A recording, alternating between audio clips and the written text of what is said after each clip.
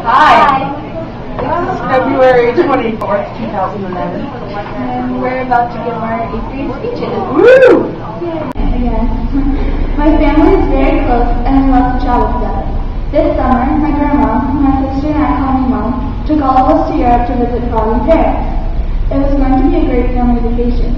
We were going to miss my dad because he was not able to join us on this vacation due to his work. First we went to Prague and the Czech Republic. An hour after we got off the 9-hour plane ride, we had been invited to my relative, Magda's, christening of her son.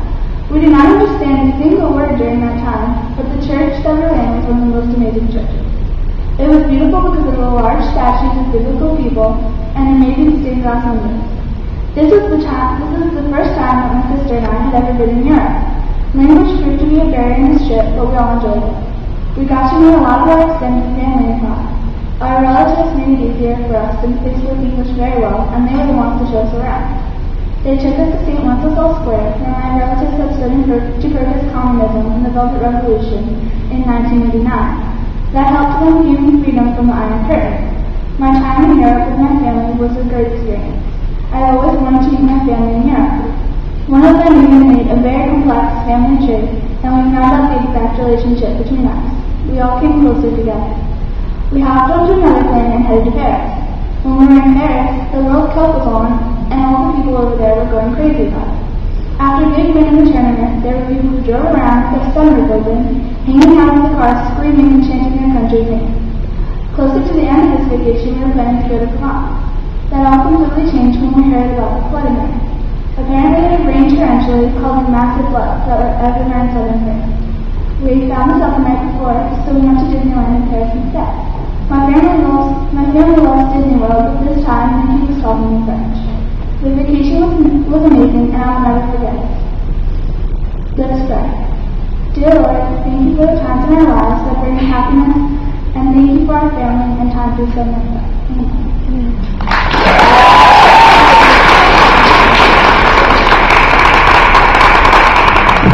And now we have Mattie Bayne.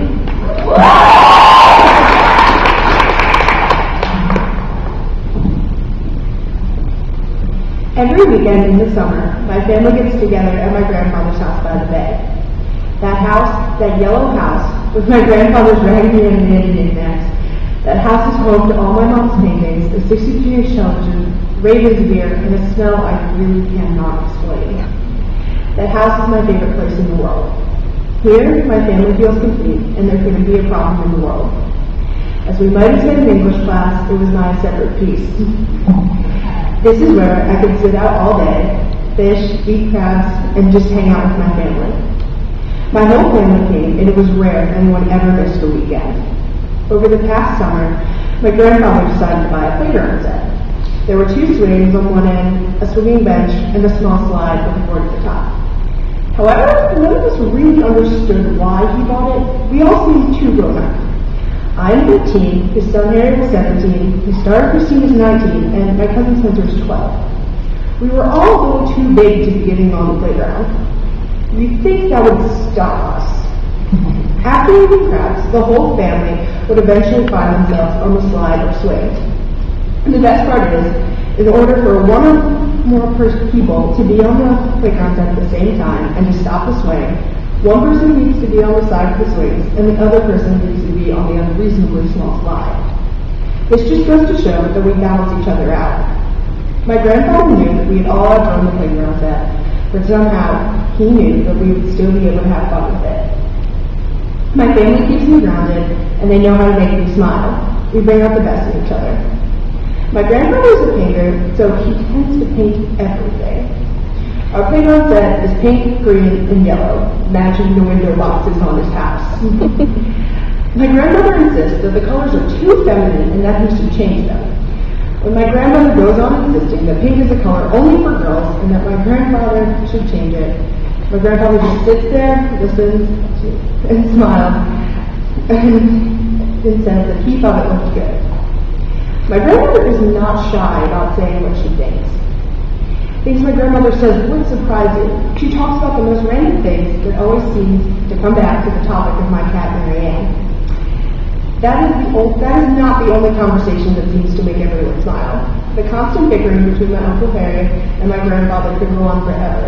And if his best friend Devin and I joined in, it could go on even longer than that. Phrases like, we're fly all the time, and everyone loves me, and my personal favorite, no, you're a girl, are thrown around. One day my grandfather greets us in what looks to be Raven's pajamas. Knowing my grandfather, he insists that they are not pajamas, but lounge pants. We all looked at each other and laughed because they were clearly pajamas, and no one could really understand the concept of lounge pants. So, since he refuses to take off the lounge pants, throughout the day we make jokes like, we should go, you obviously want to go to bed, or, you didn't change this morning? My family always makes a joke out of the little things and can drag the joke on forever. We all talk and share what's going on in our lives, no matter what. We can all talk forever. There's never a moment of silence, which, if you know me, is not surprising.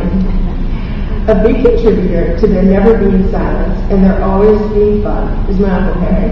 One day, while in my basement, we made a bet that I could not take him down. I don't like to lose bets, so I did everything I could to win. I, being successful, ran upstairs to tell my family that I had defeated Harry, but he was still in denial, so he said it wasn't true. To prove that I could beat him, I ran downstairs, got the pink hairspray, and tried to spray his hair pink. Harry, being very protective of his hair, held me down and then sprayed my hair pink. At this point, we called it even, or this would have gone on forever.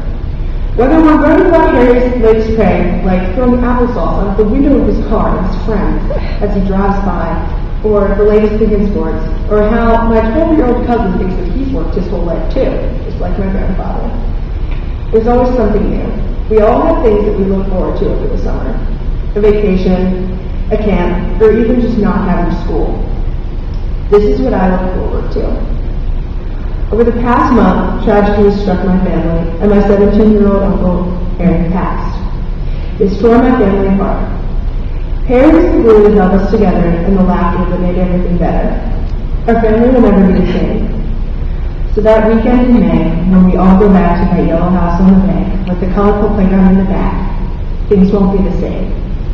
I look at my family like we are perfectly imperfect. We are a puzzle where everything is essential for it to work. Over time, we have to face unwanted change in life that will affect the greatest things. But we have to find the good out of it. When my car pulls up to the driveway in that yellow house, and that gold Jeep isn't there, my heart will break again, knowing that my piece of perfection in life is taken away. As I sit on the pier with my cousin, with our fishing rods, I'll actually have to touch, yes, both the fish and the worm, because I can't just yell to Harry that it's gross and he needs to do it for me. Also, he can't tease me by trying to put the fish on my head. When we're all sitting down to talk, I won't have anyone pick on my grandfather and tell him that he's a girl. My cousin and I won't have anyone's hat to steal and run around with until they catch us. I never truly appreciated the small things that happened at that house until I realized they won't happen again. As time goes on, and slowly the wound starts to heal, I know my family and I will be stronger than we ever were before. Can we please take a moment to reflect on the small things that make each of our families unique and that make us smile about them? Thank you.